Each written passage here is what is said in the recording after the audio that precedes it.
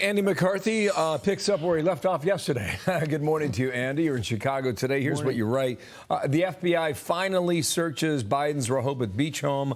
What took so long is the question you asked. I want you to answer that, but I also want to point out that yesterday was the first day on the job for the new special counsel, Robert Hur.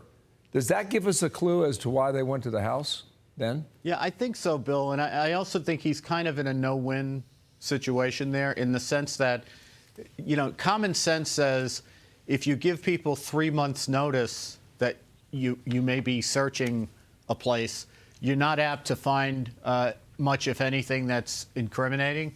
At the same time, you could say, from the point of view of the prosecutor, he comes into the investigation that's like a gaping hole in things that should have been done but haven't been done, and he'd obviously be deeply criticized, and rightly so, if they didn't check that box. So I think they really had to conduct this search. It's not surprising that they may not have found much, but I do think it's important that we have to distinguish here. What they say, that there was no classified information that came out of there, but that they took notes. And what I would suggest is what we ought to be more precise in saying, that they didn't find any documents that had classification markings on them. But if those notes are reflective of classified briefings, then that is classified information, and that's why they have to investigate it. It's probably why they took it. And another development overnight, well, I woke up to it, is that Hunter Biden's lawyers have a different tactic that they're going to take. One is that they are saying, yes, the laptop was Hunter Biden's, but they are now accusing various people of weaponizing that document. And I wonder if you could take a look at the call for number 5 here. This was the media downplaying Hunter Biden's laptop back when they said it wasn't real. So we're supposed to believe that Hunter Biden, in a drunken stupor, dropped off his laptop. And so, you know, when you try to figure out the specifics of, you know, whether that meeting email, for example, is real in the midst of this, do you think stuff like that could just have been planted in there and be completely fake? I mean, for all we know, these emails are made up, or maybe some are real and others are fakes. We don't know.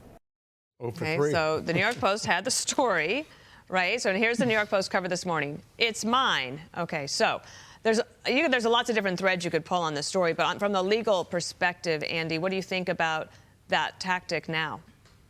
Yeah, I'd say 2 things, Dana. First, I don't think that part of the story has changed since the first days 2 years ago, when a lot of us were noting that in context, the emails and documents that were coming out of that laptop seemed to be authentic, and nobody in the Biden camp was coming out and saying that it was made up or it was fake. They had some people, you know, from the intelligence community trying to float that as an idea, but there was never any backup to it, and it always seemed to be authentic. Secondly, I continue to think that Hunter Biden and all these stories about Hunter Biden and, you know, how they got the laptop and whether we should be investigating the, you know, the store owner and all that stuff, that's a sideshow. The important thing here is not his criminal liability. The important thing here has always been national security.